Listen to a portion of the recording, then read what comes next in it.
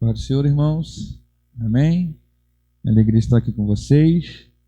Dessa vez não para pregar e cultuar, mas para a gente dividir um pouquinho o conhecimento bíblico. Está vindo aqui alguns irmãos da sede.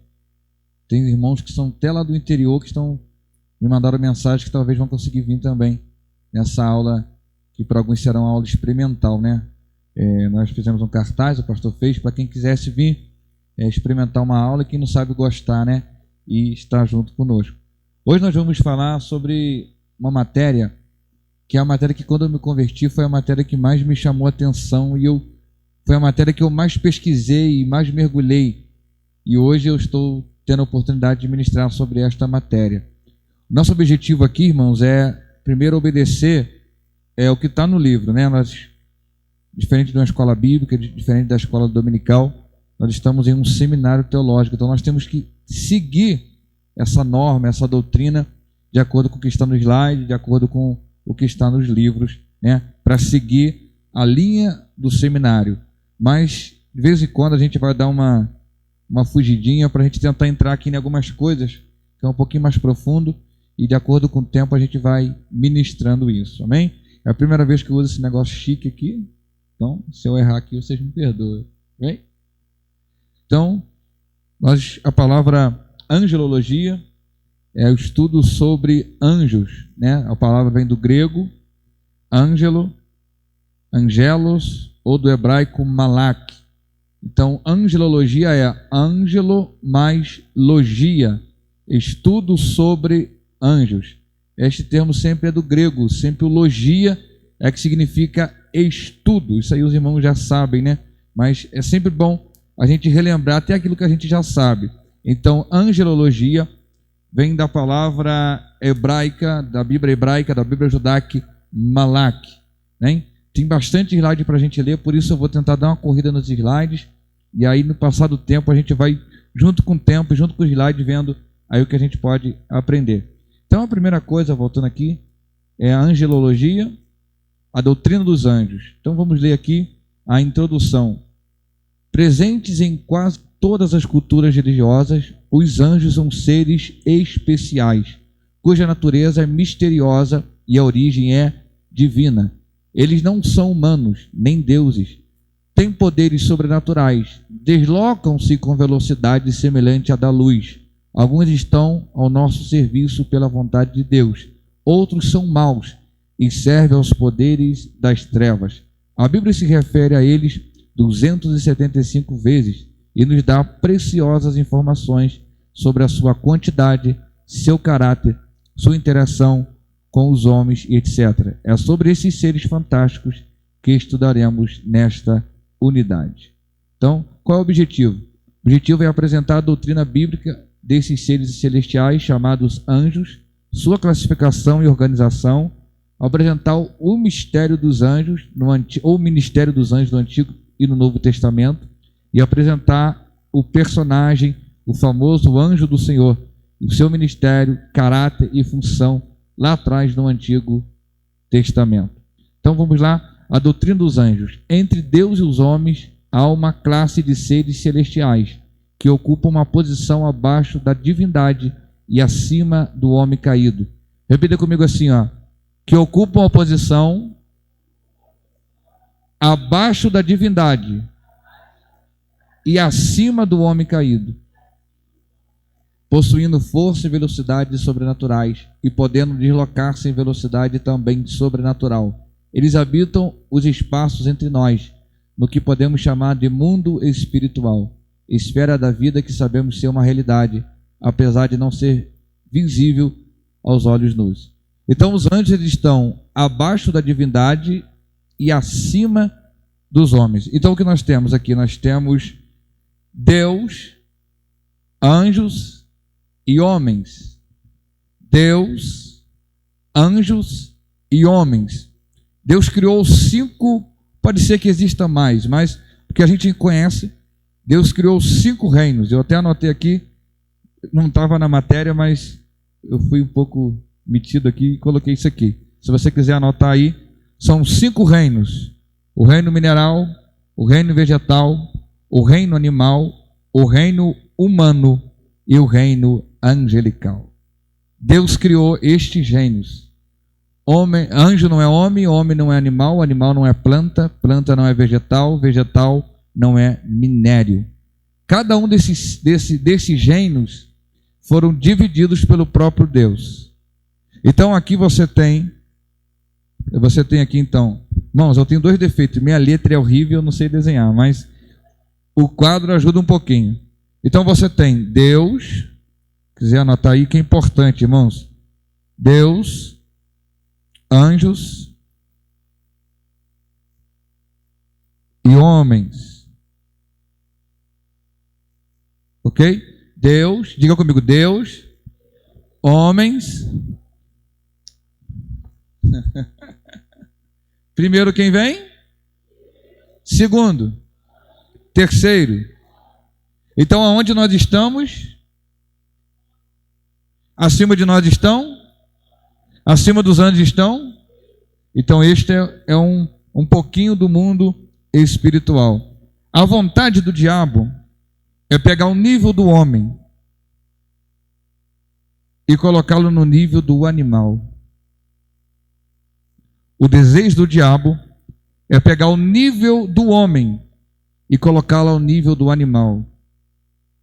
Quando o homem entra no mundo das drogas, do vício, ele se torna um animal, semelhante ao animal. Quando uma pessoa está possessa de demônios, o ser humano chega ao nível de animal. E aí o homem, quando está no nível de animal, ele vive por instinto, porque o animal está com vontade de comer, come, está com vontade de beber, bebe, está com sede, bebe, está com sono, dorme. Nível animal.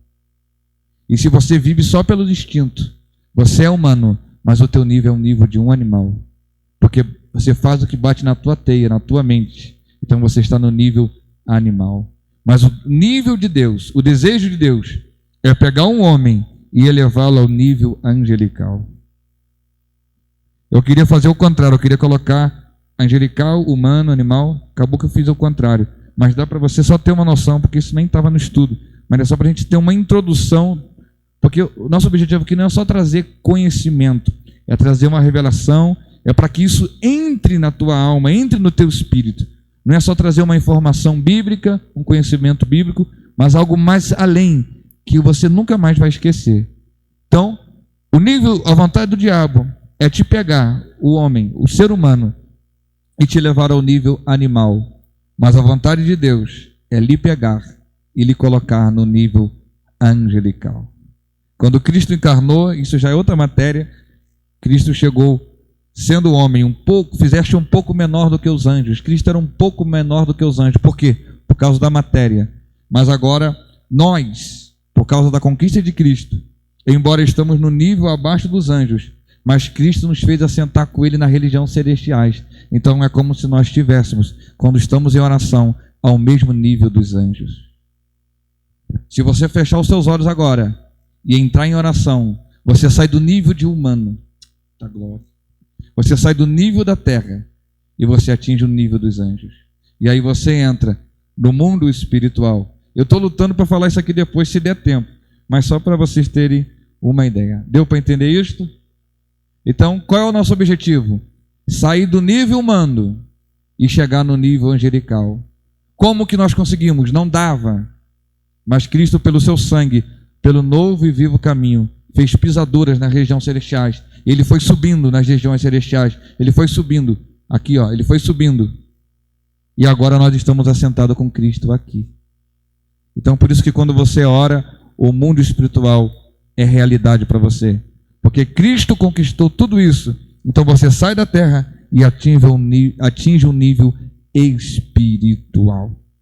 O homem sem Deus, ele só abaixa, ele só afunda, ele só desce. O homem com Deus, ele só cresce, ele só sobe. E chegará um dia que teremos um corpo parecido, semelhante ao dos anjos. Um pouco mais ainda em glória, porque o nosso corpo será semelhante ao de Cristo. Deu para entender? Amém?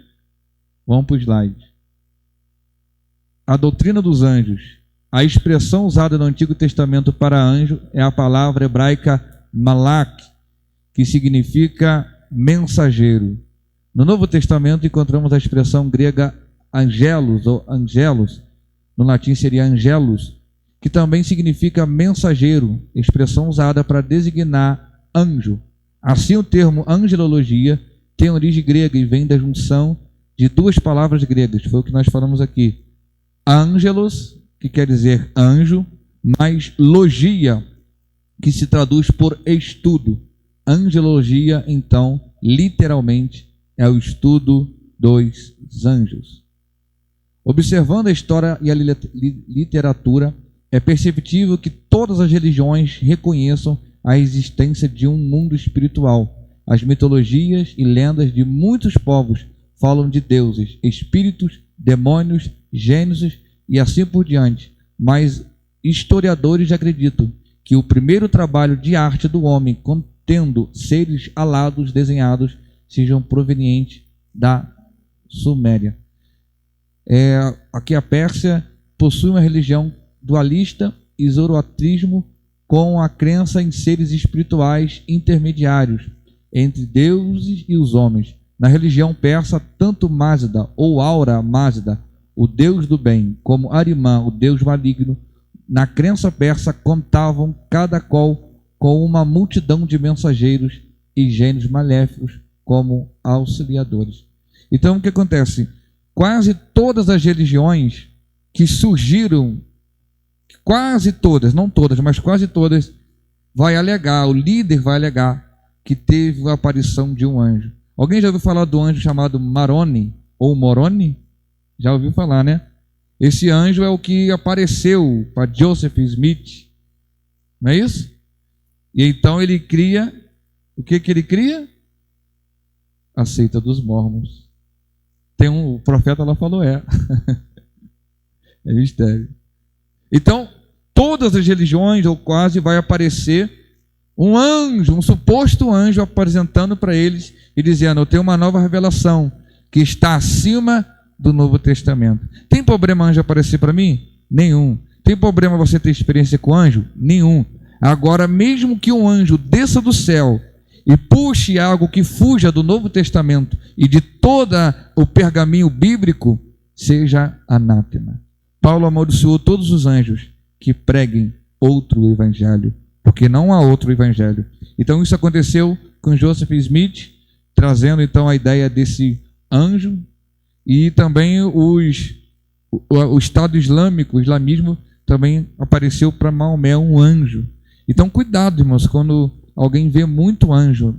Não há problema em ver anjo. Mas, irmãos, se um anjo aparecer para você agora, sua perna vai ficar assim, ó. Daniel viu os anjos e as suas forças se desvaliram. João quase morreu. Ele tremia quando viu o anjo. Aí hoje é assim, irmão. Eu estou vendo um anjo do lado do irmão aqui. Está aqui, ó.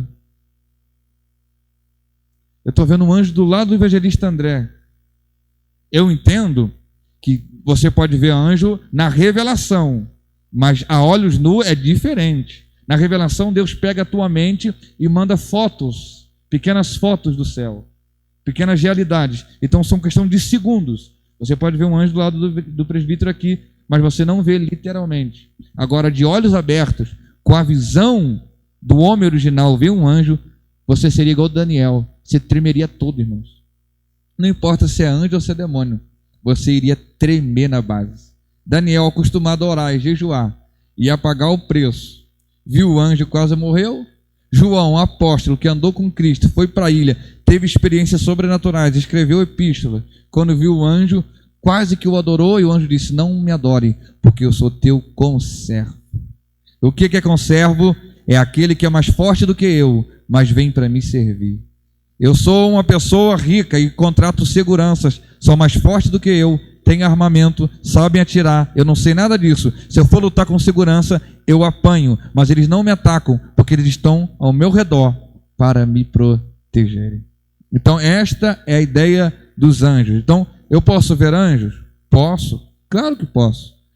Os anjos aparecem muito, tremendamente, na nova aliança. Os anjos se comunicavam mais na antiga aliança, mas eles se manifestam mais na nova aliança, porque muitas coisas na antiga aliança estavam ocultas, como os demônios, que nós vamos estudar mais para frente, estavam muito ocultos no Antigo Testamento, mas Cristo, quando veio, os demônios tiveram que se manifestar, porque o mistério escondido, que era Cristo, estava aparecendo. Então, para pular essa parte, deu para entender até aqui? Então, todas as religiões vão dizer que existe o bem e o mal. E quando não colocam o nome de anjos, vão colocar o nome de outros seres, como na Pérsia ou em outros lugares. Mas esses seres angelicais podem sim ser vistos, e nós vamos falar um pouquinho disso mais para frente. Então vamos agora falar sobre o ministério angelical no Antigo Testamento.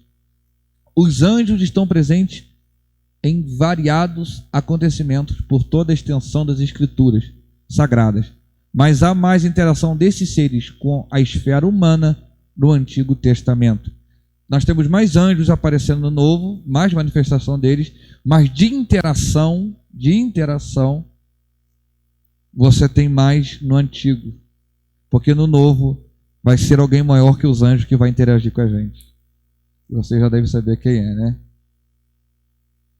No deserto do sul, quando a escrava egípcia Agar estava prestes a morrer, um anjo foi enviado a fim de lhe socorrer e foi identificada como sendo o anjo do Senhor. Alguém pode ler, fazendo favor, Gênesis 16, 7? Nós não vamos ler todas as referências que vai aparecer no slide, senão a gente vai ficar aqui até meia-noite. Aí o pastor Marquinhos vai querer que eu volte mais. Glória a Deus. Gênesis, quem achou pode ler, por favor? Gênesis 16, do 7 a 12.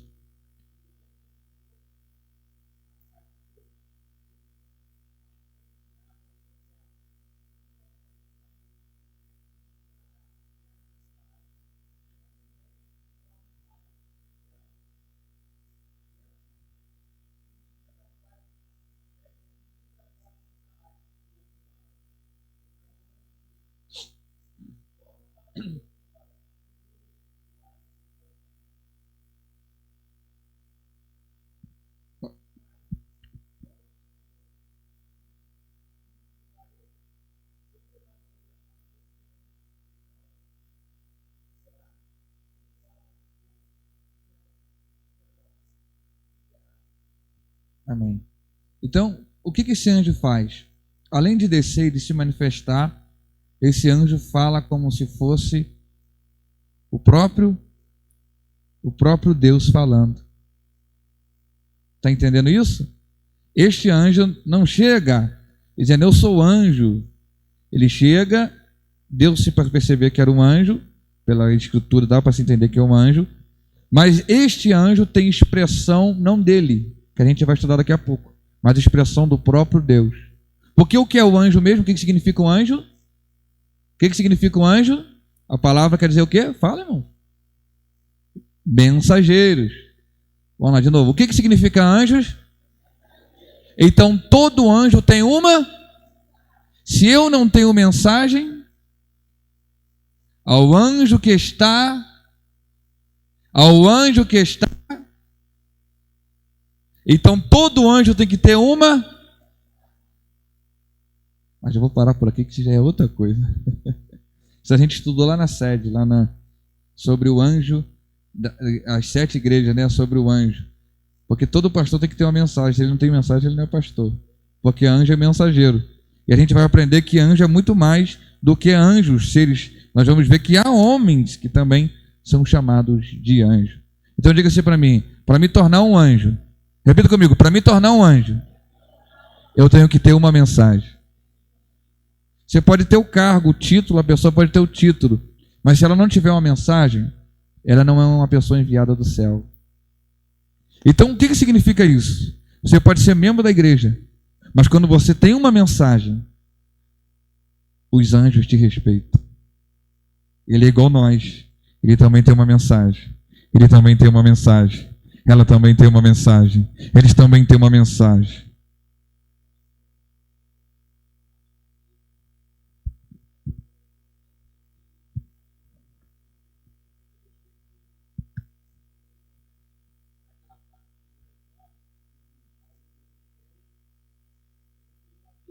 Isso. O Senhor te repreenda. Isso. Isso vai até aparecer daqui a pouco no slide, a gente vai entrar nisso aí. É Juízes 1, Judas 1:9, né? Daqui a pouco a gente vai entrar nessa parte, que é também interessante isso, o porquê, né, deste o Senhor te repreenda. Então deu para entender até aqui, irmãos? Tá dando para entender? Então vamos lá. Foram os anjos que anunciaram o nascimento de Isaac a Abraão na tenda onde ele morava. Alguém pode ler só Gênesis 18, por favor? Pode achar que a gente não vai ler tudo que está escrito não, mas algumas importantes. Quem pode ler Gênesis 18? Versículo 1, pode ir até o...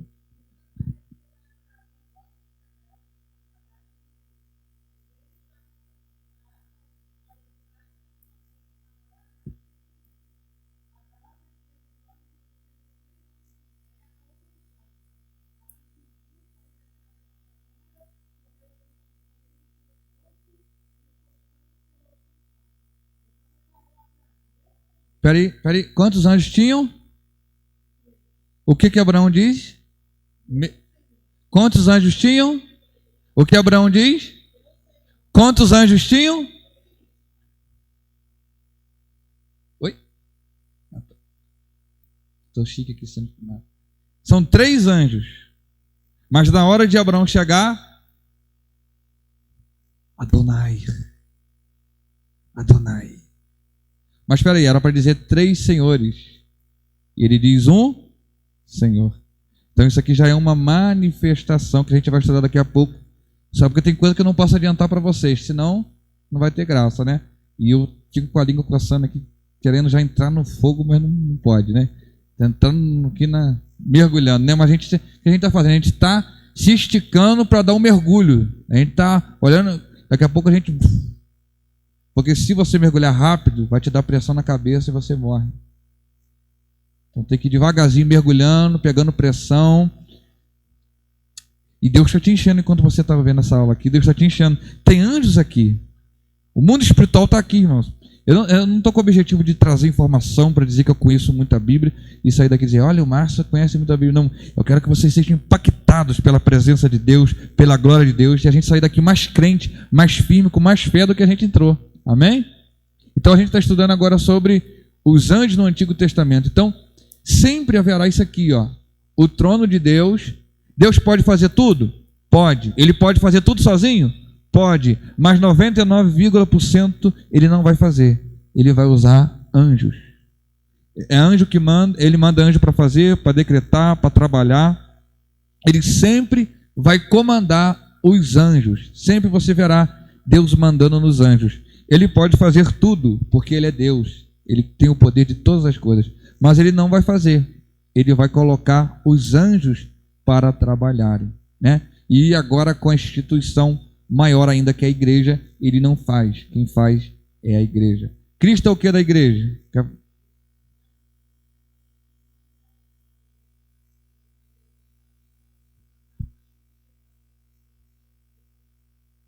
Isso aí, ele pediu a presença. Então sempre você vai ver o anjo, né, aparecendo e se manifestando como que o Deus que comanda todas as coisas pode fazer, mas ele criou alguém para fazer. Por quê? Porque Deus tem prazer de usar e nós temos prazer de ser usado. Se perguntar, a coisa que eu mais amo na minha vida é ser usado por Deus. É a coisa que eu mais amo. Eu amo. E não é para parecer, é porque eu amo. Então os anjos sentem prazer quando Deus dá uma ordem a eles. Como você sabe que você se tornou um verdadeiro cristão? Quando tudo que Deus manda você fazer, você tem prazer de fazer. Está entendendo o mistério? Você sente prazer. Não é um cargo, não é um peso. É prazeroso. O que dói é porque nós ainda estamos neste mundo carnal. Então a gente tem as nossas dificuldades. Então, onde a gente estava em Abraão, não é isso? Então, apareceu 3 anjos, mas Abraão se refere a Adonai, mostrando que ali tudo indica que era uma manifestação de uma teofania. Alguns vão dizer que era Cristo personificado em um anjo. A gente está aqui para mostrar os dois lados da moeda. Tem seminário que só mostra um. A gente tem que mostrar os dois lados. Alguns acreditam que vai ser o anjo do Senhor, que nós vamos estudar daqui a pouco, que é o anjo que aparece E outros acreditam que, de fato, é Cristo em forma de homem. Mas aqui, nesse Gênesis 18, tudo aponta que são anjos especiais com mensagens especiais. Amém? Vamos lá? Foram anjos que anunciaram o nascimento de Isaque e Abraão na tenda onde morava. 2 anjos anunciaram também a destruição das cidades de Sodoma e Gomorra, Admá e Zeboim, em Gênesis 18. E esses mesmos anjos salvaram Ló da destruição quando Deus fez sucumbir Sodoma e Gomorra por meio do fogo. Também um anjo impediu que Abraão matasse Isaque no monte Moriá, quando este estava prestes a sacrificar o menino como holocausto. Quem pode abrir aí, já está pertinho mesmo? Gênesis 22, 11. Então está vendo como que o mundo espiritual, irmãos, é como uma catraca. O segredo é você saber entrar no mundo espiritual. Se você conseguir souber entrar no mundo espiritual, você vai ver muitas coisas, muitas manifestações sobrenaturais trazendo, porque o mundo espiritual traz, quando você traz a realidade do mundo espiritual para a terra, aí acontecem as manifestações, milagres, sinais, prodígios e maravilhas. Quem achou aí Gênesis 22, 11?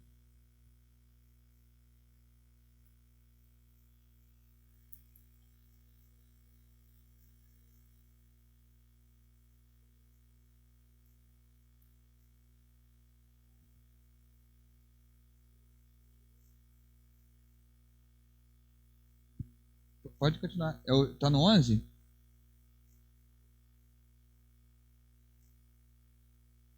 Deixa eu ver um negócio aqui. Eu quero na parte que o anjo fala com ele. Deixa eu ver se está aqui. É o 12, né? Então pode ler o 12, por favor. 11 e o 12.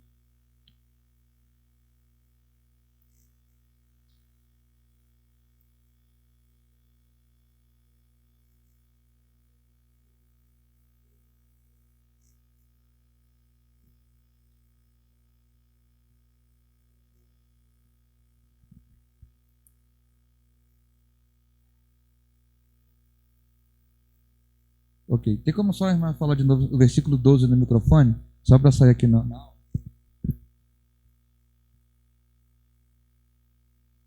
Então disse: não estendas a tua mão sobre o moço, e não lhe faça mal, porquanto agora sei que temes a Deus, e não me negaste o teu filho, o teu único. O que o anjo faz? Agora sei. Peraí. O anjo diz agora. Anjo não é onisciente, nem onipotente e nem onipresente. Eles são maiores do que nós. Eles podem voar à velocidade da luz, 300 mil quilômetros, eu acho, se não me falha a memória. Imagina a velocidade de um anjo. Os anjos são como relâmpagos. Quando João vê os anjos, eles aparentam ser como relâmpagos. A velocidade de um anjo, porque anjo não tem matéria, anjo não tem massa. Se o anjo quiser mexer nesse microfone, já viu falar de demônios que mexem nas coisas, quebra vidro? Para um demônio mexer num copo desse, ele tem que remover átomo por átomo. É difícil para o mundo espiritual mexer nas coisas materiais. É mais fácil ele entrar na mente de uma pessoa e fazer com que a pessoa tenha uma visão de que o copo está quebrando ou que algo está movendo do que de fato se mover. Isso pode acontecer quando o nível ali diabólico ou angelical é bem intenso, porque eles não têm a matéria. A gente vai estudar daqui a pouco sobre esse negócio de materializar. Tem outro microfone aqui, né? Um é para vocês, eu acho. Não é isso? Meu óculos está aqui. Ele não tem poder de pegar esse meu óculos e jogar no chão. Não, ele tem poder, mas para ele é bem dificultoso. Para eles fazerem isso, provavelmente vai ter uma legião em volta, algo bem demoníaco. Não acontece. Acontece. Deixa aí com vocês aí, ó. O que eu não responder, vocês procuram no Google. Eu estou acostumado a pregar o microfone tudo baixinho, e chega aqui uma benção, irmãos. Tem lugar que eu saio rouco de tanto falar. Os microfones, você dá glória a Deus no microfone, sai aleluia. Tão ruim que o microfone é.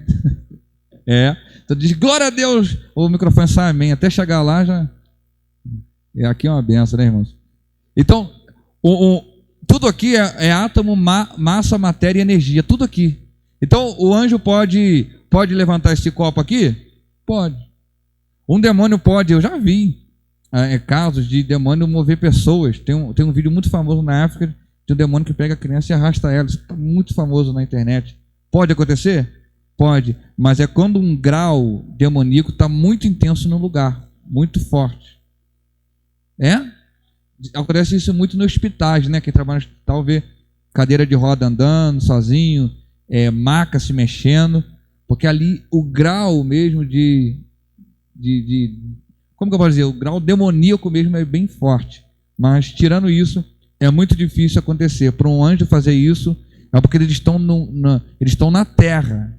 Os demônios, a gente já vai estudar na demonologia, que os demônios estão aqui ilegalmente. Demônio não tem legalidade nenhuma de estar na terra.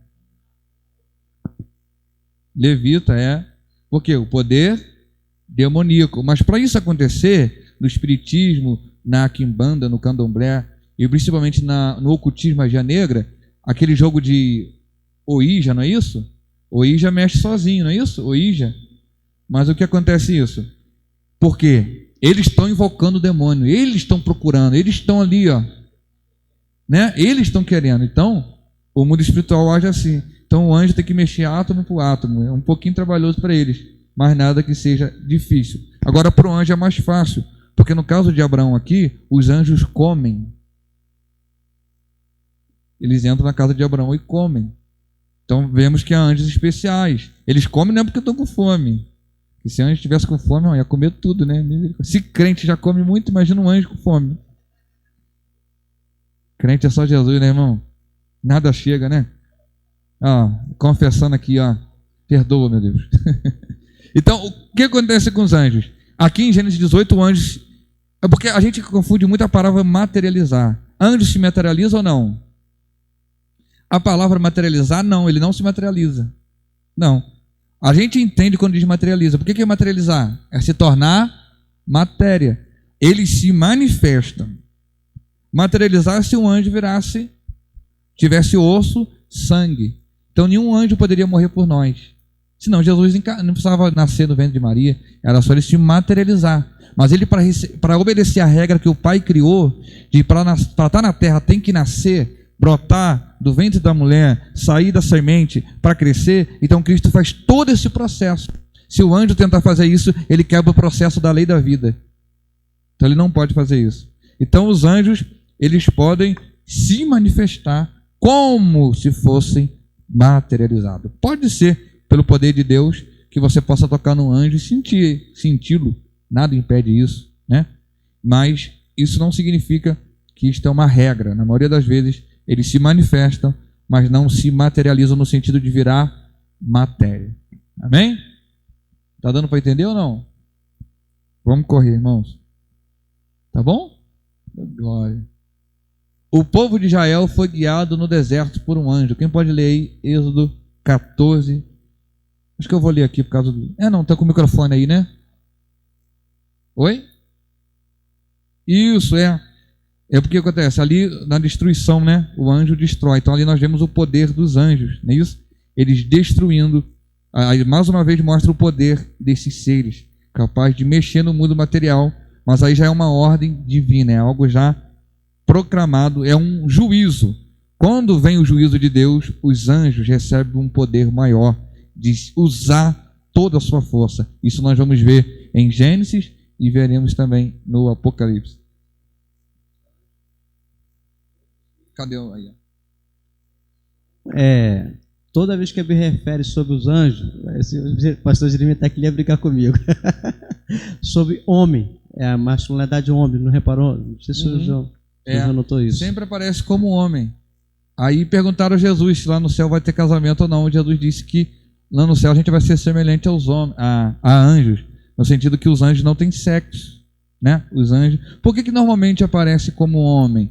Porque o homem foi o primeiro a ser criado e é a coroa da criação. Então por isso que vem como homem. Mas se tu vê um anjo em forma de mulher, não quer dizer que é a pombagira, não. Né? Pode ser que apareça para alguém em forma de uma mulher. Os judeus acreditam que o anjo aparece com a pessoa que parece com eles. Então o anjo de André, judeus, não estou falando que é bíblico, o anjo de André aparece com André. O anjo do Jeremias parece com o pastor Jeremias. O anjo do Wagner parece com o Wagner. Por isso que em Atos, quando Pedro é solto da prisão e bate na porta, a menina Rode olha e diz: é Pedro, é Pedro.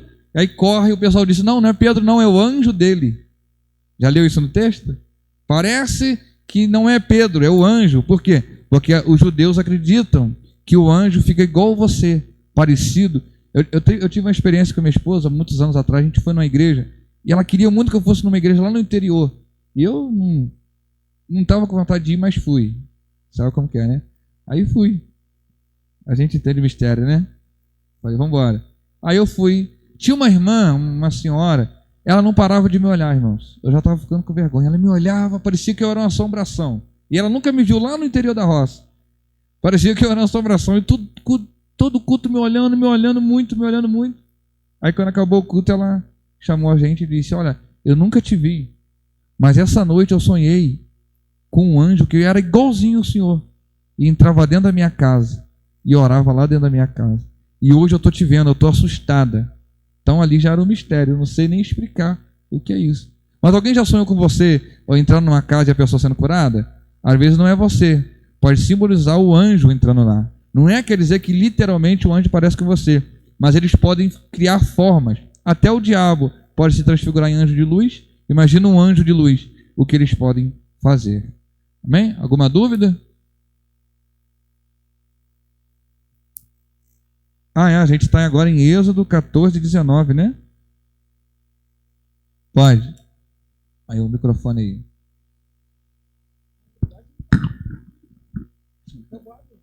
Escriba, isso aí. Então o anjo de Deus, que ia diante do exército de Israel, retirou-se e passou para trás deles. Também a coluna de nuvem retirou-se de diante deles e pôs-se atrás, ficando entre o acampamento dos egípcios e o acampamento de Israel. A nuvem era tenebrosa do lado egípcio, mas iluminava a noite do lado israelita. E a noite passou sem que um pudesse aproximar-se do outro durante toda a escuridão da noite. Então Moisés estendeu a mão sobre o mar e Yahvé, por meio de um forte vento oriental que soprou toda aquela noite, fez o mar se afastar. Este tornou-se em terra seca e as águas foram divididas. Tá bom. Então, aqui no texto de Êxodo 14, 19, no Êxodo, alguém vai fazer alguma pergunta? Não? Oi? Fica aí, fica com a escriba aí. Vamos lá. Então, nessa passagem, olha isso. Aqui está o Egito, aqui está Israel. O anjo se posicionou no meio. O anjo se posicionou no meio. E o anjo, para o Egito, trazia trevas. E para os hebreus, que ainda não é Israel, para os hebreus ele trouxe claridade. Diga-se comigo, o anjo traz livramento, mas também traz juízo.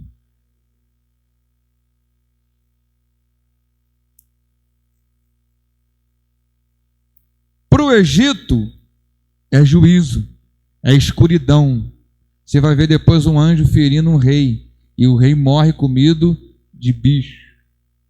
Então é muito perigoso brincar com o mundo espiritual. Porque anjo não tem muita paciência, né? Depois vocês vão ver. Mas daqui a pouco, estou com vontade de falar, mas não vou falar agora não. Anjo não tem paciência igual a gente tem, não. Mas, enfim, no Egito, o anjo traz o quê? Trevas, escuridão. Para o povo hebreu, o anjo traz claridade, clareza, abre caminho. Então, quando você se torna servo de Deus, entre você e o Egito, entre você e o mundo, entre você e o pecado, entre você e o diabo, entre você e a carne, entre você e as coisas mundanas, o anjo do Senhor acampa-se ao redor do que os teme e os livra. Salmo 34, versículo 7. Eu tenho você no meio, eu tenho em redor o anjo do Senhor que acampa. Essa palavra hebraica é no sentido de quando um exército ia lutar contra outro, eles acampavam, lembra? Eles montavam a cabana e ficavam em guarda. Isso significa que tem um anjo que te guarda 24 horas por dia. E se não fosse esse anjo, você já seria dissipado. São os anjos que controlam, são os anjos que te guardam, são os anjos que te protegem. Você consegue dar glória a Deus, porque o anjo do Senhor está neste lugar. Sabe o que significa? Que aqui está cheio de anjos, irmãos. Eu não posso vê-lo, mas eles estão aqui. E uma coisa é o anjo aparecer para você, só você vê, porque Deus abriu tua visão com o anjo. Outra coisa é quando ele aparece, aí todo mundo vê, porque eles montam, saem do mundo espiritual e montam no mundo físico. Então você vê eles materializados, que a gente aprendeu que não é materializado, mas eles em corpo, a qual nós possamos ver. Então deu para entender isso? O anjo, ao mesmo tempo que ele te protege, ele vai trazer juízo para quem é do Egito. Amém?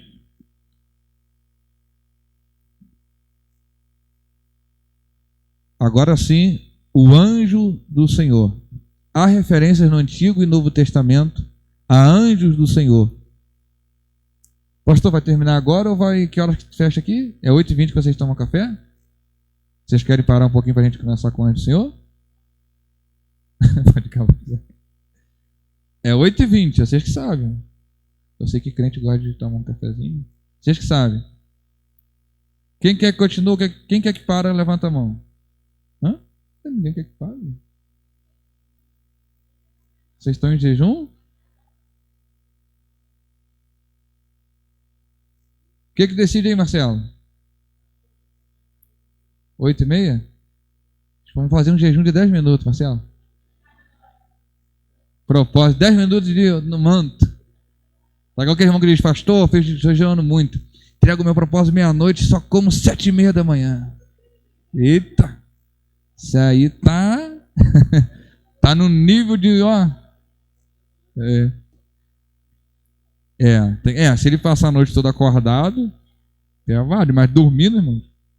É a mesma coisa, tu vai jejuar, aí tu fala assim, Deus, é meio-dia. Eu vou jejuar até 10 da noite. Aí quando é meio-dia, tu come como se fosse por 3 dias. Tentando enganar o céu. Aí você come, né? Eu vou comer porque eu vou jejuar até... Aí você come, não consegue nem correr, irmão, nem andar. Você jejuou por 3 dias, comeu por 3 dias. Na verdade, para entrar no jejum, você tem que estar com o estômago um pouco vazio, mas isso é outro mistério. O anjo do Senhor fala como Deus, identifica-se com Deus e exercita as responsabilidades de Deus. Está vendo? Depois vocês leem todos esses textos aqui, porque senão a gente vai ficar aqui o tempo todo, né? Então, só voltar aqui um pouquinho. Olha só, o anjo do Senhor fala como Deus, identifica-se com Deus e exercita as responsabilidades de Deus. Então, o anjo, irmãos, eles se manifestam, o anjo do Senhor, como já falamos no comecinho. Esse anjo do Senhor, os teólogos acreditam que ele é diferente de todos os anjos. Pode ser que seja o próprio Cristo se manifestando no Antigo Testamento, no Taná, no Antigo Testamento, na Antiga Aliança, no Antigo Pacto, no Antigo Concerto, onde Cristo era um mistério para Deus e para os anjos e para os homens também. Ou pode ser que os anjos, esse anjo do Senhor, era realmente um anjo representante, um anjo especial que representava o próprio Senhor. Porque este anjo do Senhor, ao mesmo tempo que ele está se expressando, você percebe que ele fala como se fosse o próprio Deus. Ele decreta juízos, ele decreta ordens, ele dá ordens como fosse diferente, né? Quando a gente vê, às vezes aparece anjo do Senhor no Novo Testamento. Em Atos aparecem muitos anjos, em Apocalipse, mas a conotação do anjo do Senhor do Antigo para o Novo Testamento é diferente. Quando aparece o anjo do Senhor no Antigo Testamento, a conotação para o Novo é bem diferente. Na maioria, não todas, mas na maioria das vezes que aparece a expressão ou conotação anjo do Senhor, está se referindo de fato a um anjo especial, que faz diferente, que fala diferente, parece que tem uma autoridade profética. Amém? Deu para entender até aqui? Glória a Deus. Aleluia. A gente tem que ter cuidado com os corinhos, né, irmãos? Os corinhos de fogo, tem corinho que é benção, mas tem alguns corinhos de fogo que distorce muito. Porque a matéria angelologia é uma das matérias mais místicas que tem, porque é o próprio ser humano que faz esse misticismo, né? Mas se a gente for só dentro da Bíblia, a gente não tem tanto mistério assim. Tem, mas não é aquela coisa igual o mundo cria. O mundo cria anjo que faz isso, que faz aquilo, demônio que fica só em panela, nunca vi isso. Tem uma irmã que falou que tem demônio que fica na panela, demônio que fica no armário, demônio que fica... Então, essas coisas são muito perigosas. Então, por isso que é importante a gente sentar, vamos aprender sobre aqueles que estão nos guardando, né? Os anjos estão aqui para nos guardar. Nós não devemos de modo algum oferecer culto a anjos. Não há nada na Bíblia que nos incentive a buscar cultos a anjo ou essas concentrações com os anjos. Aí o pessoal bota uma cadeira e diz, aqui é o anjo que vai sentar. O anjo está sentado aqui. Anjos, irmãos, eles estão aqui para trabalhar, para se manifestarem. Amém?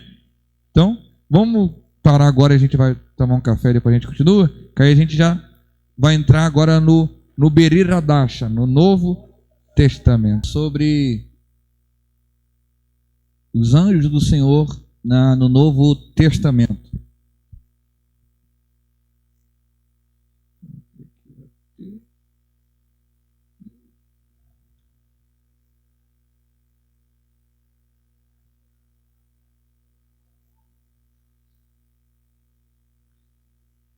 Pode começar? Vamos lá. Além dos cristãos, outros grupos do primeiro século também acreditavam na existência de anjos. A maioria das seitas do judaísmo cria na existência desses mensageiros celestes, com exceção dos saduceus. Além do judaísmo, a crença em anjos encontrava-se não somente na imensa quantidade de religiões no mundo grego-romano, mergulhado no misticismo grego, como também nas obras dos filósofos e escritores gregos famosos, como Sófocles, Homero, Xenofonte, Epiqueto e Platão. Só nome bonito, né? Esses homens aqui também acreditavam na existência dos anjos. Então, o que a gente está aprendendo aqui? Que os anjos, eles são místicos para todas as pessoas que não conhecem o Evangelho. Quem vai trazer à tona a revelação e as revelações dos anjos é a Bíblia. Então, tudo que você quer saber sobre sobre os anjos, a gente deve consultar a Bíblia. Se você for lá em outros livros, tem livro de como atrair anjos, como ver um anjo, como se ouvir a voz de um anjo. As religiões ensinam essas coisas, mas tudo isso não é parte da Bíblia. Você revela para anjo, todas essas coisas são misticismo, e isso vem vindo muito tempo mesmo. Então Jesus veio para quebrar isto. Já no Antigo Testamento, o povo hebreu tinha experiência com esses anjos, e se eles vissem um anjo, eles pensavam que iam morrer. Até no Egito, se você visse um Deus, a ideia eu vou morrer porque eu vi um Deus. E os hebreus pensavam, eu vi um anjo, então eu vou morrer. Por isso que o Gideão pensa, meu Deus, eu vi um anjo e ainda estou vivo. Porque os anjos traziam a essência, a presença de Deus. E como já falamos aqui, para o povo do mundo, juízo. E para o povo de Deus, graça, livramento e direção. Muitas coisas, irmão, tem muita coisa para falar mesmo, mas não dá para falar tudo hoje, ok? A palavra mais comum para anjos no Novo Testamento. O termo mais usado no Novo Testamento para anjo é angelos, que é a tradução da Septuaginta para o termo hebraico malak. Ambas as expressões querem dizer mensageiros. A expressão angelos é também utilizada no Novo Testamento para se referir a anjos maus. Já vai entrar depois demonologia. Anjos nos evangelhos. Então agora vai vir diferente, porque agora é a nova aliança. É o evangelho de Jesus Cristo. É Jesus falando muito em relação, no sentido de como era muito oculto, então o pouquinho que Jesus falou para nós já era muito sobre os anjos. A presença de atividade angelical é também muito registrada nos evangelhos sinóticos, em Mateus, Marcos e Lucas. Os anjos estiveram presentes na encarnação e no nascimento de Jesus. Quem pode ler aí Mateus capítulo 1, versículo 20? Ou melhor, já tem aqui, pode deixar, está aqui embaixo. Ó. E no 6º mês foi o anjo Gabriel enviado por Deus a uma cidade da Galiléia, chamada Nazaré, e uma virgem desposada com um homem cujo nome era José, da casa de Davi. E o nome da virgem era Maria. E entrando o anjo onde ela estava, disse: Salve, agraciada, o Senhor é contigo. Bendita és tu entre as mulheres. Então, nós vemos um anjo que aparece. A gente vai falar um pouco dele daqui a pouco, que é o Gabriel. Ele aparece quase que 500 anos depois. Ele aparece para Daniel e agora ele aparece para a Virgem Maria. Então, a ideia que dá, quando você lê o Apocalipse, é que tem anjos que assistem diante do trono. Então, daqui a pouco a gente vai estudar sobre a hierarquia dos anjos. E, entrando na hierarquia, a gente vai entender que tem anjos que aparentemente estão mais próximos do trono. E estes anjos têm cerca de uma autoridade maior. E daqui a pouco a gente vai entrar nessas áreas. Mas para a gente entender que para a encarnação de Jesus teve que ter um ventre. E uma revelação do ventre, uma mensagem para nascer o Messias, Deus não mandou qualquer anjo. Deus mandou o próprio Gabriel. E é Gabriel que vai anunciar a encarnação de Cristo. O nome Gabriel vai aparecer daqui a pouco no slide. Quer dizer, é poderoso. Aquele que é poderoso. Não dizendo que ele em si é poderoso, mas aquele que deu nome a ele é poderoso. Então nós vamos ver que na Bíblia, só em anjos positivos, em anjos do bem, nós vamos ver apenas Miguel e Gabriel, esses nomes sendo citados. Abaddon, Apolião, a Lúcifer, que é luzeiro, que a gente vai estudar mais para frente, mas de anjos de Deus, com a expressão, com nome expresso, é somente Gabriel e Miguel. Nos livros apócrifos você tem Rafael, não sei o que, e um montão de nome, mas não é nosso interesse estudar sobre eles. Porque, imagina, irmão, se só com 2 nomes, Miguel e Gabriel, já tem idolatria com eles, tem culto para Miguel, tem culto para Gabriel, tem adoração para Miguel, e faz a oração para Miguel. Se tendo isso tudo, com 2 anjos só, com nome, imagina se todos os anjos tivessem nome, né? Todos os anjos têm nome, porque os anjos, irmãos, não são robôs. Não pense que um anjo é um robô que Deus diz assim, vai lá, ele vai, vem cá e vem cá. Não, os anjos, eles obedecem a ordem, mas eles têm persona. O que é persona? Eles têm personalidade própria. Eles têm sentimentos. Aqui tem uma lista enorme que eu trouxe aqui, se der tempo a gente ler, sobre as personalidades que os anjos têm. Então não pense que o anjo é um robô, que ele está aqui automático, aqui, ó. É igual a gente pensa que o anjo está lá o tempo todo assim, santo, santo, santo, santo, santo, santo. A gente pensa isso, daqui a pouco a gente vai falar sobre isso. A gente acha que anjo é robô, que Deus programou eles assim, ó. Não, irmãos, os anjos têm sentimentos, têm emoções, têm personalidades e eles atuam. Eles podem trabalhar aqui em nosso meio, mas eles têm a sua personalidade. Eles têm um tom de voz diferente. Sabe que anjo não tem pulmão, né, irmãos? Anjo não tem pulmão. Aí, isso aí não é bíblico, não. É uma curiosidade que quando os anjos, sempre, a maioria das vezes que você vê anjo louvando, você não vê um louvando, você vê vários anjos louvando. Porque cada um tem uma nota diferente. Então, quando eles cantam junto, está uma entonação. Você não, você pode ter várias conotações. Você tem várias notas. O anjo, alguns acreditam como espírito que só tem uma nota só.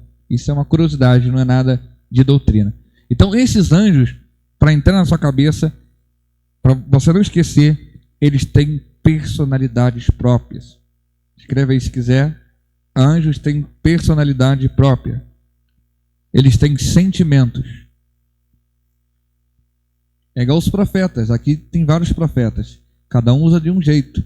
Se alguém levantar aqui e dizer assim, diz o Senhor, ele está sendo como um anjo, sendo boca de Deus. Mas cada um tem um nome diferente, um jeito de falar, um jeito de se expressar. Porque Deus ama variedade. Deus ama diversidade. Diversidade, isso. Variedade e diversidade. Deus gosta de coisas variadas. Então, cada anjo, você vê anjo pequeno, não é aquele anjo que a gente vê lá na igreja, lá, aquele anjo pequenininho, igual um bebê, né, com aquela asinha. Aquilo não tem nenhum anjo na Bíblia assim, tá? Esquece esses desenhos que é pintado nos quadros. Esses anjos não aparecem na Bíblia. E isso foi séculos passados que eles tiveram um desenho, quiseram criar um desenho para os anjos, mas eles não são assim.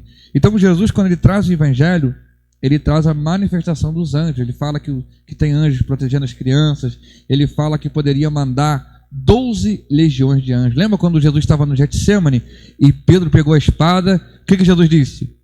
Eu poderia pedir ao meu pai e ele mandaria 12 legiões de anjos. Ou seja, um para mim e um para cada um de vocês. Quem estava no Getsemane? Jesus e mais 11, porque Judas não estava mais. Ele estava dizendo, eu poderia mandar uma legião para mim e uma para proteger cada um de vocês. A legião romana era 6.000 soldados, 6.000 anjos, vezes 12, é 72 mil que dá, não é isso? Imagina 72 mil anjos no Getsemane, mas ele não podia fazer isso, porque era o momento dele, ele tinha que passar por aquela aflição. Então os anjos aparecem muito forte no Evangelho. Tem um texto muito tremendo, que quando Jesus estava no Getsemane, quem é que consola o cristão? O Espírito Santo. É o Espírito Santo que nos consola. Mas naquele dia, até o Espírito Santo estava triste. Não pela obra, mas porque o Espírito era o próprio Cristo. Então ele estava com a tristeza. E diz a Bíblia, e apareceu o anjo do Senhor, que o confortava. Agora tu imagina o anjo chegando assim, dizendo, Senhor, eu sou teu servo, mas eu estou aqui para te confortar. É a primeira vez que eu estou tocando no próprio Criador. Eu sei que eu sou servo, mas eu estou aqui para te confortar. Vai dar tudo certo. O Senhor vai passar o Getsemane. O Senhor vai suar gota de sangue. O Senhor vai enfrentar a cruz. Mas o Senhor vai ressuscitar. Vai dar tudo certo. Eu estou aqui para te confortar. Eu estou aqui para te confortar. Os anjos também podem nos dar conforto. Embora essa especialidade não é do anjo. Isto foi uma exceção no Getsemane. Quem nos conforta é o Espírito Santo de Deus. Amém? Mas aqui você vê o anjo confortando o Criador. Olha só que a humildade de Cristo se submeteu a isso nos evangelhos por amor de mim e por amor a vocês. Deu para entender isso?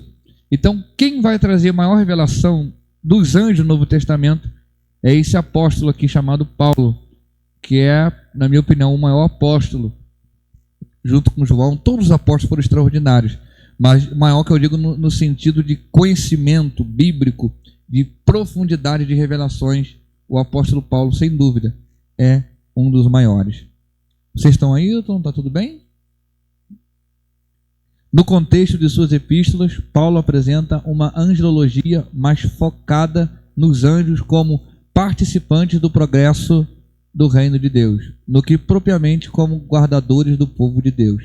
O apóstolo faz um alerta aos cristãos de Colossos para que não se deixem influenciar pelo culto aos anjos, que era motivada por algumas cabeças dessa heresia e que ameaçava a estabilidade da igreja local.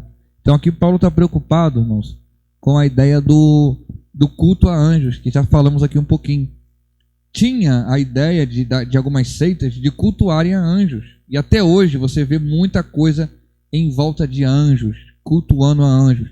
Então, nós pela Bíblia somos proibidos de cultuar a anjos.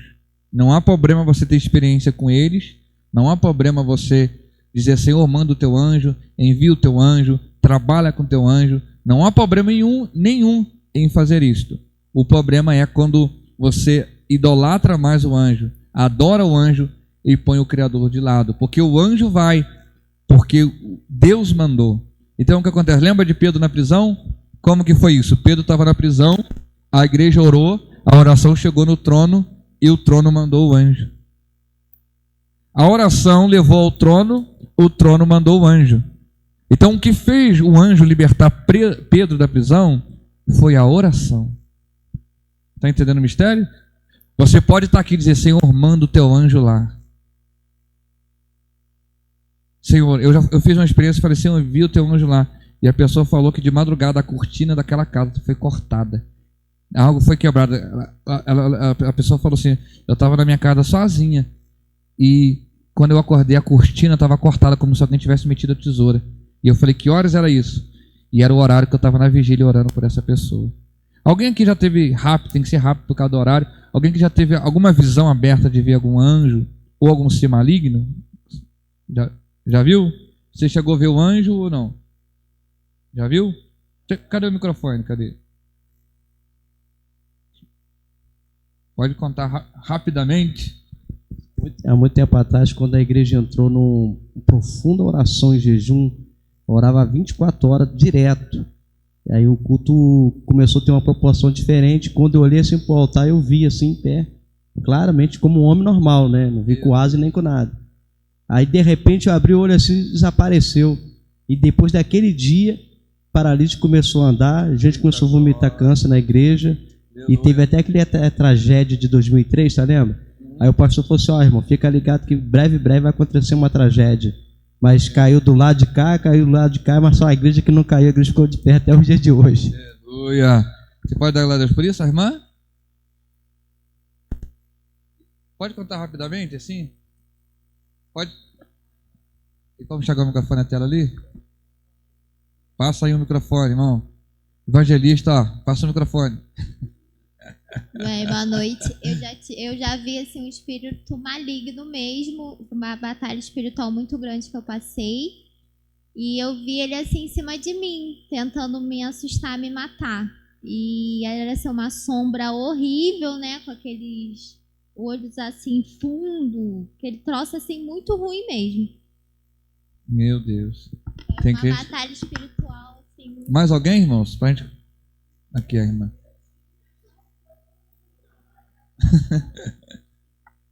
Eu tive, mas foi com meu esposo. Durante a madrugada,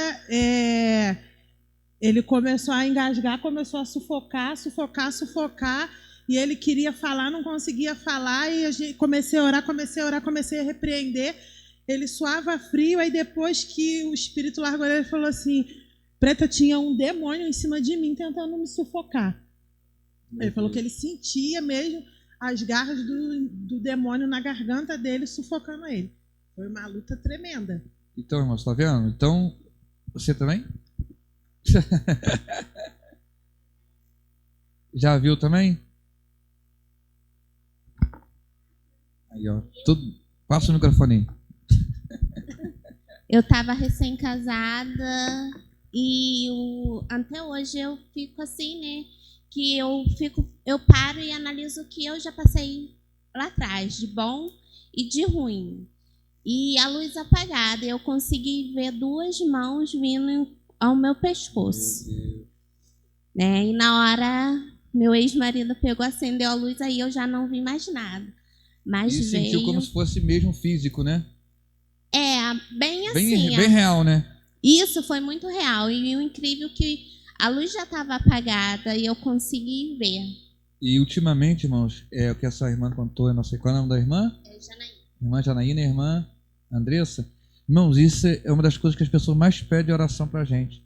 Pastor, eu estava dormindo e alguma coisa me sufocou. E a gente vai nas casas, a gente que ministra muita libertação, e tem aumentado muito, irmãos. De uns meses para cá, isso tem aumentado muito. Mais alguém? Só para a última pessoa? Ali. Ah lá atrás também a irmã. Acabou com a irmã Michelle. Vai contar. Amém. Há algum tempo atrás, há bastante tempo, eu botei a mão no espírito imundo. Ele caiu da igreja onde eu servia e a missionária pediu que quando alguém caísse, que nunca tinha caído, eu fosse lá e levantar. Eu estava em espírito de oração, quando eu vi aquela senhora caída, eu fui lá e botei a mão. Escureceu a minha vista completamente, eu só ouvia barulho e ela me jogou 5 vezes para cima. E eu tenho um treinamentozinho de jiu-jitsu, que eu travei no braço dela, botei a perna em cima e achei que com aquilo ali eu estava me defendendo. Ela me jogou 5 vezes para cima, e quando eu bati na parede, e eles riam. Eu no maior desespero e eles rindo. Quando eu bati na parede, eu abri os olhos, porque estava tudo escuro, e a missionária pequenininha, baixinha, segurando a mulher por 3 dedinhos assim, repreendendo o demônio. Glória a Deus. Tá vendo, irmãos? Isso que a gente está perguntando isso aqui, essas experiências, porque o que a gente está estudando, irmãos, é real. A gente não está estudando uma teoria, a gente está estudando coisas que existem, só que a gente não está vendo. Por isso que a gente está entrando no mundo espiritual. Daqui a pouco, vocês vão sentir o ambiente aqui mudando. E para melhor, eu já estou sentindo o ambiente mudando. A gente já está entrando com o estudo bíblico, irmãos. Você vai entrando no mundo espiritual. E isso vai aumentar a nossa fé. Pode contar, irmã Michele? A paz do Senhor.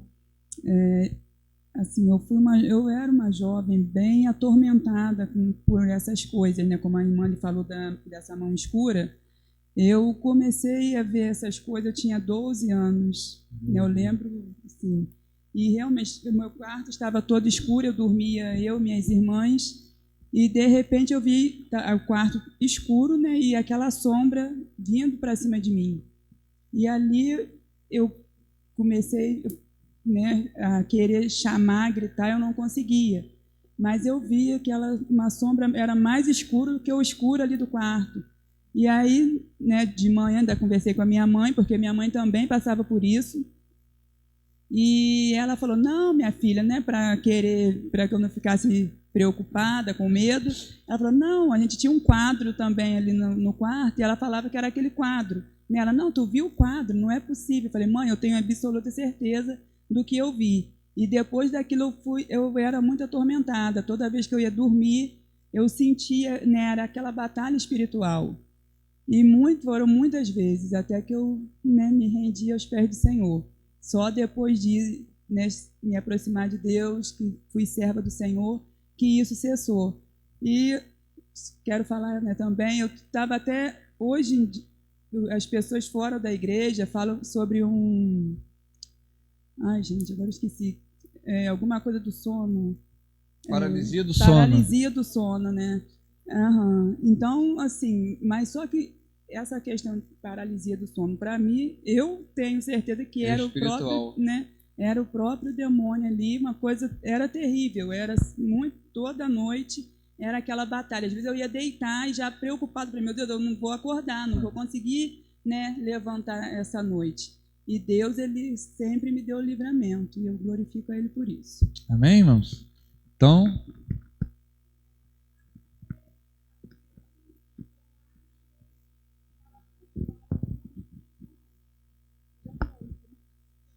quer falar de novo no microfone para sair aqui ó. Vocês vão ficar famosos aqui, ó. Pode cantar. Porque é mais fácil ter esse lado espiritual por parte do demônio, a gente ter mais experiência, até ver mais os demônios, ver eles fazendo mais coisas do que anjos. É porque a gente, naturalmente, a maioria das pessoas que viram aqui na época não estava muito firme, estavam assim. Então, assim, na época ela viu, na maioria das vezes, a gente busca muito pouco o mundo espiritual da parte de Deus. E a gente é muito mais vulnerável à coisa do mundo. Então, por causa disso, por causa da nossa fragilidade, a gente tem mais tendência de ver coisas malignas do que coisas do bem. Então é mais fácil o inimigo ir lá na tua casa e te assustar do que um anjo. Agora, quando você se converte e começa a buscar essa experiência, você vai ter mais experiência com o mundo espiritual. E aí você só vai ter experiência com o maligno para Deus te dar sensibilidade para você saber que está entrando na batalha espiritual. Por exemplo, se alguém fez macumba para você é crente, mas Deus permite você sentir alguma coisa. E às vezes você vê um vulto, mas não quer dizer que aquilo está te dominando. É para você orar e buscar. Mas se você começar a buscar a experiência com o mundo espiritual de Deus, você também vai começar a sentir coisas gloriosas. Porque quando você entra no mundo espiritual, você sente os dois, né? Infelizmente, a maioria das pessoas sente mais coisa do inimigo do que de Deus, porque a gente busca pouco. Mas se a gente buscar mais, a gente vai sentir mais as coisas de Deus. Microfone. Eu nunca falei isso tantas vezes. Passa o microfone. Eu tive uma experiência, pastor, que eu morava num determinado lugar e depois eu fui morar onde eu moro hoje. E no início, quando eu estava lá, a gente escutava na madrugada correntes por cima da casa. A gente escutava corrente arrastando na casa, o cachorro latia muito, e aquelas correntes arrastando. Dentro de casa, eu e a minha filha, a gente sentia a sensação que estava sendo observado o tempo todo por sombras escuras. E ali aquela batalha, até que eu falei, vamos começar a orar. Aí eu peguei, né, óleo ungido, ungi a laje toda da casa, ungi tudo que tinha, ungi a casa inteira, ali repreendendo para aquele mal sair. E depois disso a gente não teve mais nada, não viu mais nada. E também eu tive esse negócio que o Michele falou, da paralisia do sono também já umas 3 vezes. Meu, 3 vezes? Umas 3 vezes. A gente fica deitada na cama, né, não consegue ter reação nenhuma de mexer o corpo, porém tu está acordada, mas não consegue ter reação, como se tem uma coisa assim em cima, né, prendendo, e você ouve tudo na casa, mas você não tem reação de fazer nada. Você sabe que tem algo, uma coisa segurando. Meu Deus. É horrível. A irmã Tânia também tem, né? Para a gente continuar aqui. A paz, amados. Então, eu, tipo assim, há muitos anos, alguns anos, né? Sou tão velha assim.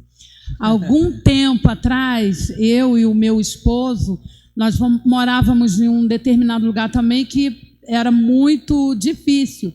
E nós orávamos muito, né? Naquela época a gente passava muita luta, então era oração 6 da manhã, 9 horas. Então, tipo, era quase a mesma coisa que a Andréia, nós escutávamos, mas naquela a gente pagava um preço muito alto. Jeremias e Simone sabem onde a gente morou na época, e era uma escuridão terrível, e realmente aparecia muito barulho. E teve uma vez na nossa oração, eu era muito mais medrosa do que o meu esposo, e ele era assim bem corajoso, e ele orava. Onde nós morávamos, a luzinha era muito fraca. E eu me lembro que a gente orar, e eu parei de orar, e ele continuou, porque ele orava muito. E apareceu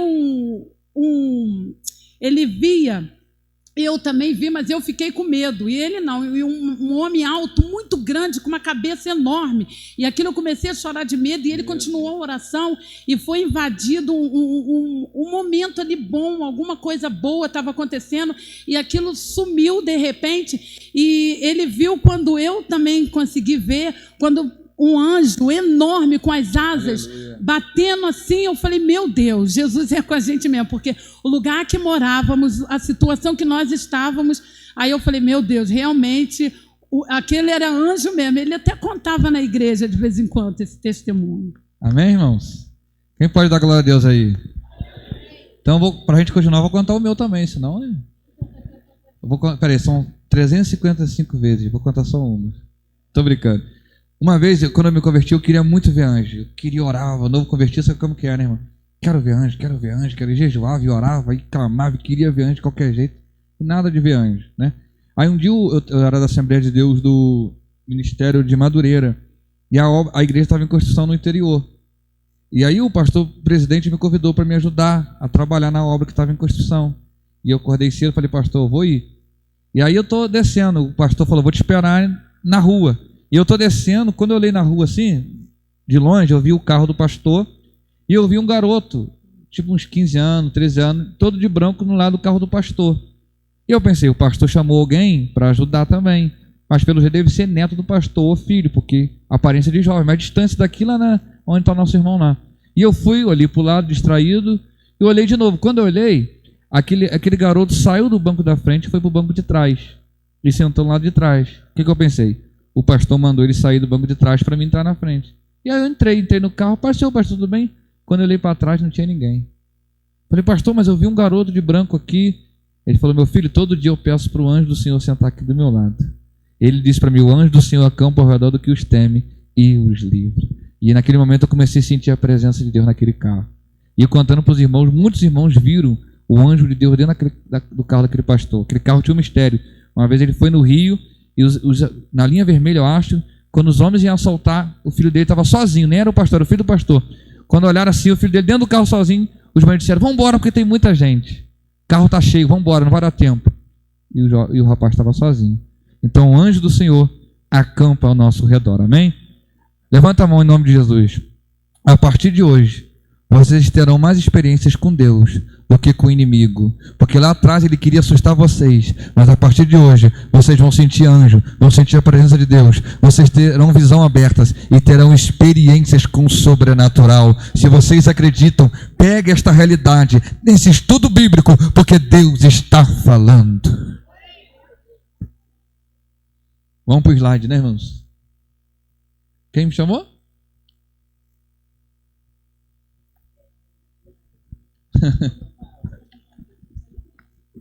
Bora que a gente só tem 15 minutos. Não precisa. Não, pode cantar. Não precisa. O quê? O que acontece? Eu queria saber se o inimigo ele consegue ouvir a nossa oração quando a gente está falando, tipo, em voz alta. Consegue. E na mente? Na mente, não. Na mente é em secreto. Se tornar em mente, o diabo não, ele consegue jogar seta na tua mente. Por exemplo, você pensar coisas. E aí ele vai ficar esperando para ver se você pensou ou não pela sua atitude. Mas ele não consegue entrar na tua mente e decifrar, porque ele não é onisciente, nem onipresente, nem onipotente. Só Deus, nem anjo. O anjo não sabe o que você está pensando agora, nenhum anjo. Mas o Espírito Santo sabe. Entendeu? Então, quando você ora em voz alta, é um nível de oração. Quando você ora em secreto, é outro nível. Entendeu? Então, tudo, igual a irmã falou que escreveu uma carta para Deus, que não queria que o diabo soubesse que ela estava escrevendo. O diabo também sabe ler, né, irmão? Ele escreveu uma carta para Deus e mandou para Deus. eu não aguentei, irmão. Eu tive que rir. Ela escreveu em secreto para Deus. O diabo não sabia o que eu estou pedindo. Não, o diabo sabe ler todos os idiomas na terra. Então, para responder a tua pergunta, sim. Agora você pode fazer uma oração para Deus tapar os ouvidos do inimigo. E ele não ouve nada. E cegá-lo.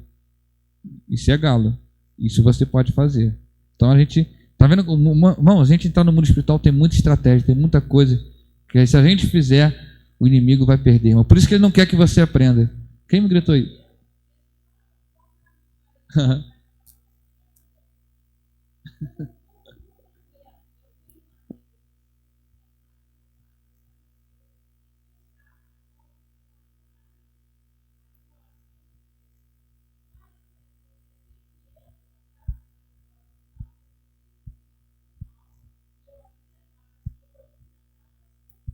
Repreendendo.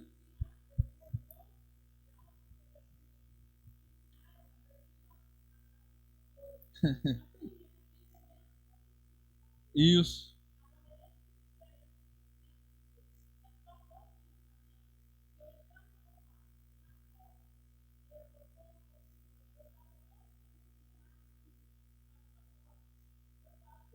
Não tem problema. Porque quando Jesus diz orar em secreto, ele está dizendo da tua intimidade com ele. Entendeu? Não é questão de tu tem que sempre orar em silêncio, não. Porque por causa do teu quarto, porque tem gente te ouvindo. E a vontade de Deus é que ninguém te ouça. Por isso que a gente vai para o monte. Por que a gente vai para o monte? Para a gente gritar lá, entendeu? Mas quem tem vizinho perto, às vezes, imagina estar com um problema, ficar orando, Deus, eu tô, né? Então, a oração secreta de Jesus é mais reverente a isso, a você ter uma comunhão com Ele. Por exemplo, você começa a orar, tem hora que você vai começar a sentir vontade de orar para repreender o maligno, e você sente, né? Tem hora que você vai te dar um quebrantamento e você vai pedir perdão. Então, isso é tudo, quando você começa a orar, o próprio Espírito, que a gente nem sabe orar como convém, ele vai te direcionando à realidade. Por isso que tem oração que a gente chama até oração de guerra, que você está guerreando.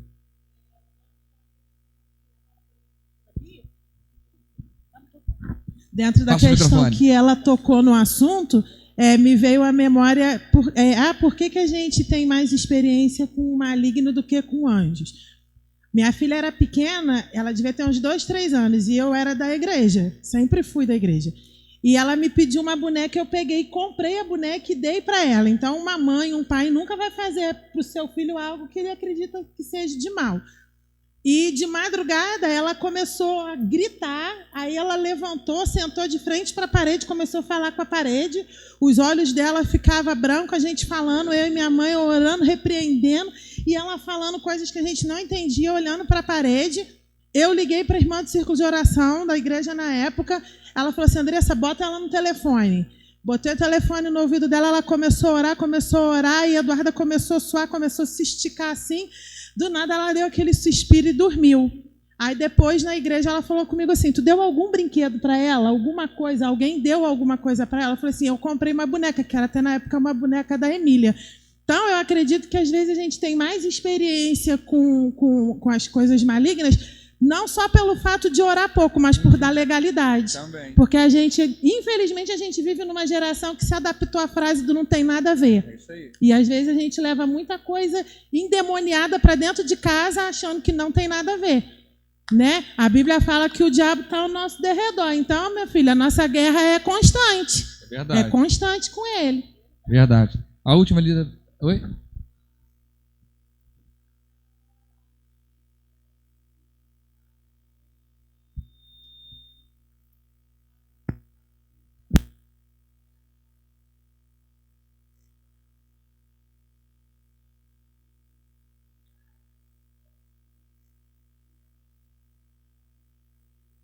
Porque o que acontece? O inimigo ele não dá trégua. Não tem jeito. A gente só vai parar essa guerra quando a gente for arrebatado. Então, enquanto estiver aqui, a gente está nessa batalha, amém? Agora vamos só dar continuidade aqui. Aí quando a gente acabar isso aqui, aí a gente volta para esses mistérios que tá gostoso isso aqui, não tá? Vamos lá. Só para a gente terminar a matéria. Vamos lá. Angelologia em epístolas gerais. Falamos do Novo Testamento, dos Evangelhos, falamos da Epístola Paulina e agora gerais. O apóstolo Pedro registra o fato de os anjos desejarem compreender alguns mistérios do Evangelho. Se você puder anotar aí, se der tempo a gente vai falar sobre esse texto aí. 1 Pedro 1,12. Se der tempo a gente vai falar sobre ele. Deixando claro a nós que eles não são conhecedores de todos os mistérios existentes no mundo espiritual e no universo. Jesus já havia mencionado essa questão em Mateus 24,36, sobretudo quando diz respeito do seu retorno. A respeito daquele dia e hora ninguém sabe, nem os anjos dos céus, nem o Filho, senão exclusivamente o Pai. Na Epístola de Judas, o irmão do Mestre, encontramos outra referência enigmática sobre os anjos, o embate ocorrido entre o arcanjo Miguel e Satanás, na disputa do corpo de Moisés. É o que o evangelista André falou. Se der tempo, a gente vai entrar nesse mistério aí. Os anjos e suas atuações no Apocalipse. Em Apocalipse, encontramos os anjos agindo como agentes de Deus que executam seus propósitos no mundo. No 3 do Apocalipse 7,3 diz: é muito perceptível a ação protetiva de um anjo em favor do povo de Deus. E vi outro anjo subir do lado do sol, nascente, e que tinha um selo do Deus vivo, e clamou com grande voz aos 4 anjos a quem fora dado o poder de danificar a terra e o mar, dizendo: não danifiqueis a terra, nem o mar, nem as árvores, até que hajamos selados nas suas testas os servos do nosso Deus. Em Apocalipse, os anjos administram de modo abundante os juízos divinos sobre a humanidade ímpia e incrédula. A classificação e organização dos anjos. Fazendo uma comparação entre os versículos bíblicos que se referem a uma ordem e organização no mundo espiritual, se der tempo a gente vai entrar aqui, nesses dois, podemos inferir que haja uma hierarquia de funções entre anjos, alguns mais próximos da glória de Deus e, portanto, aparentemente mais poderosos. Vejamos a ordem a seguir. É aqui que a gente precisava de tempo, mas já deu correria. Já estamos na correria. Mas deu para entender um pouquinho aqui a matéria? Está dando para entender? Vamos lá. São mencionados, os serafins são mencionados em Isaías 6. Também são representados simbolicamente em forma humana, mas com 6 asas atuais, com 6 asas, 2 cobrindo o rosto, 2 os pés, e 2 para a pronta execução das ordens do Senhor. Enquanto que os querubins são anjos poderosos e que guardam o trono de Deus e as coisas santíssimas. Os serafins podem ser considerados os mais nobres entre os anjos e parecem constituir-se mais elevados anjos do céu. Os querubins. Tudo indica que os querubins trabalham para a justiça e majestade de Deus. São os guardiões e assessores do trono de Deus e das coisas santas. Junto com os serafins, eles ocupam uma elevadíssima posição junto ao trono celestial. 2 querubins foram colocados em cima da arca da aliança. Os querubins foram tecidos nas cortinas do tabernáculo, no deserto, e no livro do Apocalipse eles aparecem em torno do trono de Deus. Os querubins são citados repentinamente pela Escritura e são descritos como tendo rostos de leão, de homem, de boi e de águia. Eles guardaram a entrada do paraíso e observam o propiciatório. São representados como seres vivos em várias formas. Arcanjo ou arcanjos. Só encontramos o termo arcanjo, archer, chefe ou príncipe, em 2 oportunidades na Bíblia, em 1 Tessalonicenses 4,16 e em Judas 1,9. Miguel é chamado de arcanjo. Nas Escrituras, ele aparece como comandante das tropas angelicais. Alguns acreditam que a série herética pronunciar a palavra... Alguns acreditam que seria herética pronunciar a palavra arcanjo no plural, porque conforme argumentam, só existe um arcanjo no reino celestial, Miguel. Oropreso afirma que Miguel não é o único arcanjo. Em defesa dessa ideia, ele argumenta que em Daniel 10:13 Miguel é chamado de um dos primeiros príncipes e não o primeiro. Gabriel e Miguel. Gabriel, seu nome significa poderoso. Gabriel se apresenta da seguinte maneira em Lucas 1:19. Sou Gabriel, que assisto diante de Deus. Ele foi o portador das mais relevantes notícias referentes ao propósito de Deus para a humanidade, dentre elas a notícia do nascimento de Jesus Cristo. Gabriel aparece em Daniel 8:16 e Lucas 1:19. Gabriel pode ser um dos 7 anjos da quais se diz que se acha diante de Deus. Ele parece que sua função principal é servir de intermediário e intérprete das grandes revelações divinas. Miguel. O arcanjo Miguel é mencionado em Daniel 10:13, em Judas 1:9, por ser chamado o arcanjo em Judas 1:9 e pela expressão utilizada em Apocalipse 12:7. Vemos nele o valente guerreiro a liderar as batalhas de Jeová contra os inimigos de Israel e contra os poderes malignos do mundo e dos espíritos. Ele parece ser o príncipe angelical responsável pela guarda de Israel, uma vez que ele é chamado de vosso príncipe. E o último, os anjos das nações. O texto de Daniel 10:13 parece esclarecer que cada nação possui o seu anjo protetor, o qual zela pelo seu bem-estar. A palavra principados usada no Novo Testamento pode referir-se a esses príncipes angelicais das nações, e o termo é usado para designar tanto os anjos bons como maus. Amém? Dei essa acelerada aqui. Faltam ainda 5 minutos. Pode 5 minutos? Vamos embora?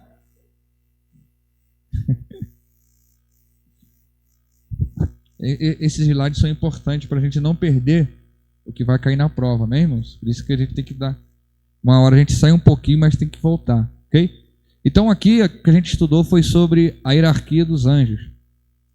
A gente ia ler alguns textos, mas não dá tempo, mas também seria bastante enfadonho. Mas se você quiser escrever, escreva por favor assim, ó. Principados, potestades, hostes, domínios. Alguém lembra o que está escrito em Efésios 6:12? Não temos que lutar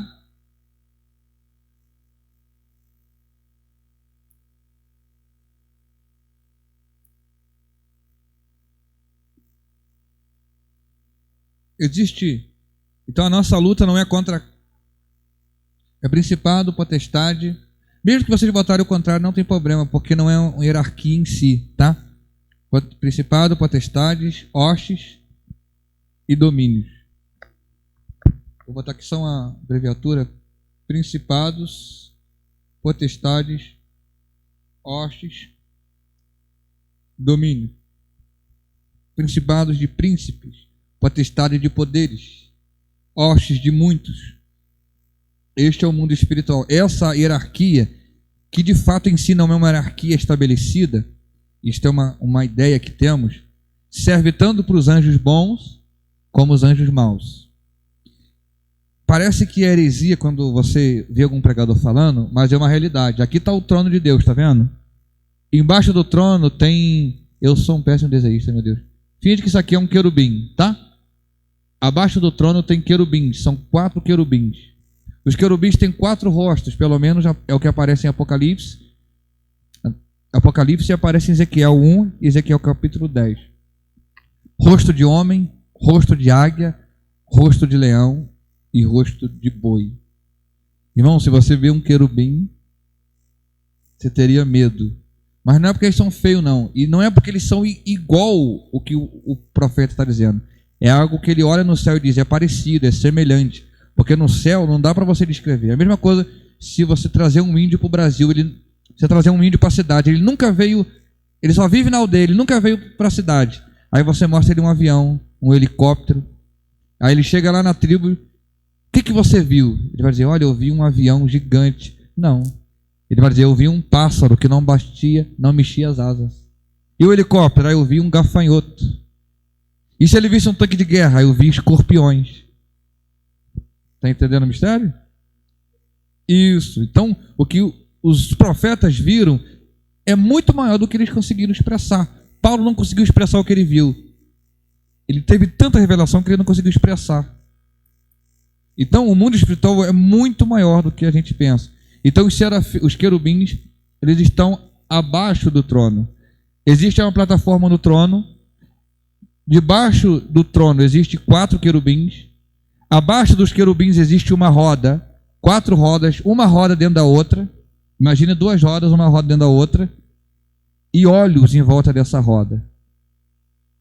Olhos em volta da roda. Então você tem a plataforma, igual um cristal. Você tem os 24 anciões.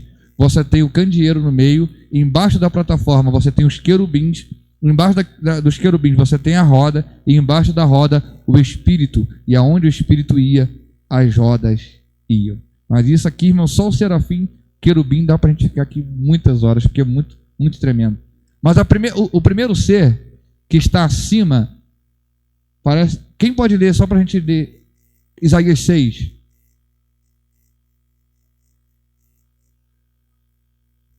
Homem.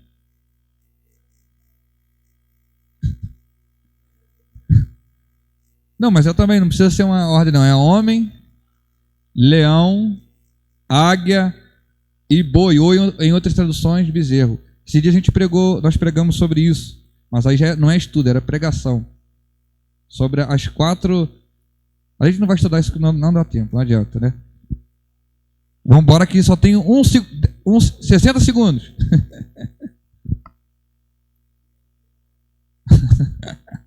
Mano, essa roda aqui é um mistério forte, hein? É, aqui tem uma roda. Quem pode ler Isaías 6? Alguém pode ler aí? Cadê o microfone? Solta o microfone.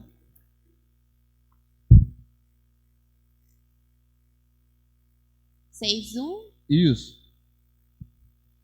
No ano em que morreu o rei Uzias, eu vi ao Senhor assentado sobre um alto e sublime trono, e o seu séquito enchia o templo. Como que é? Continua, por favor. Até apareceu os serafins.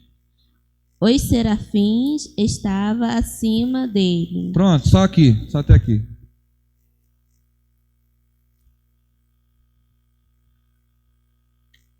Lê de novo esse texto, para a gente terminar. Sobre os serafins. Os serafins estavam acima dele. Cada um tinha 6 asas. Só isso. Os serafins estavam acima de quem? Dele quem? Do rei Uzias.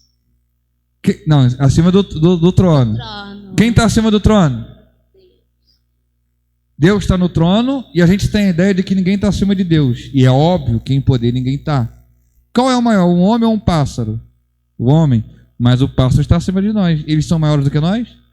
Os seres que atingiram o nível de estar acima do trono, somente um pela Bíblia.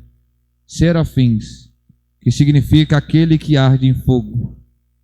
Ou fogo ardente. Ou aquele que arde. Ou serpente ardente. Irmãos, aqui que ia ser bom.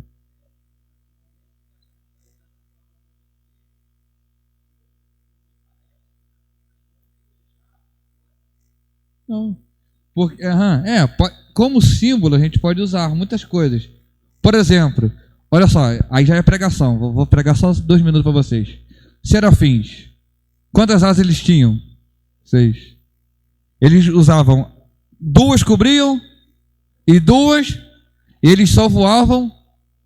Eles deram 80% do potencial deles para Deus. 20% do potencial era para eles. 80% do potencial era para Deus. E mesmo dando 80% deles, eles voavam acima de todos os anjos. Levanta a mão. Quando você der 80% do teu talento e da tua habilidade para Deus, você vai voar mais do que os outros. Você vai chegar mais perto do que os outros. Você vai mais longe do que os outros. Somente 80. Com 2 eu trabalho, eu estudo, eu faço meu trabalho. Com 2 eu me viro, eu corro, eu cuido dos filhos. Mas 80% eu dou para Ele, eu entrego para Ele. E Ele me faz...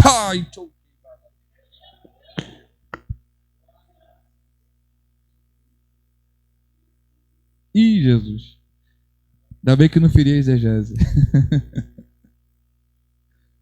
Amém, irmãos? Deu para entender então aqui? Os serafins são os únicos que estão acima do trono de Deus, mas não são maiores. Aí embaixo do trono, oh meu Deus, já tem que terminar, Jesus.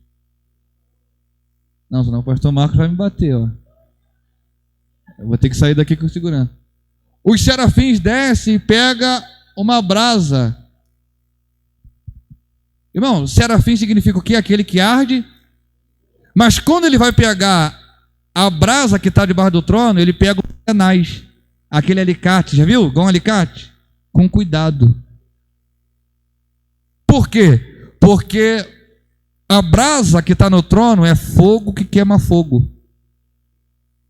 Se o serafim mete a mão, ele morre queimado.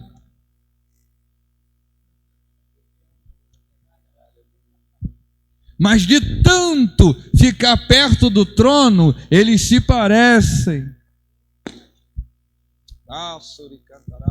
Quanto mais tu ficar perto de Deus, mais tu parece com Ele. Por que que eles pegam fogo? Porque estão perto do fogo, estão chegando no fogo, estão acostumados com fogo. Aí virou pregação, né, irmão?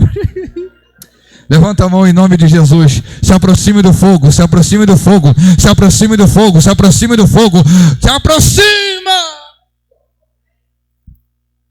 Então os serafins vão lá até embaixo, com cuidado, cuidado. Aqui está a tenaz, né? Com cuidado, assim a brasa. Ela vai na boca do profeta e... Fogo, repita comigo, fogo que queima fogo. Abaixo dos serafins, tem certeza? Amanhã eu estou sem voz para trabalhar, hein? Quem está abaixo dos serafins? Cadê onde eu anotei? Quem está abaixo dos serafins? Aqui é o serafim, né? Eu sei que minha letra é horrível. Aqui está o serafins. Quem está abaixo dos serafins? Agora imagina Satanás. Só usa 2.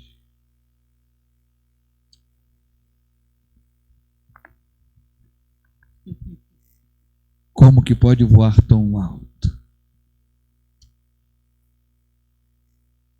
Eu tenho olhos em volta da minha asa, tenho muitas asas, eles só usam 2. Você pode levantar a mão? Com pouco que você tem, alguém vai dizer como que ele pode estar tão alto? Com pouco recurso, com pouca inteligência, com pouco conhecimento, com pouco dinheiro, com pouca amizade influente, alguém vai dizer como que ele pode estar tão alto?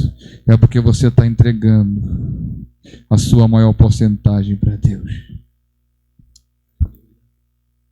Vamos ficar de pé?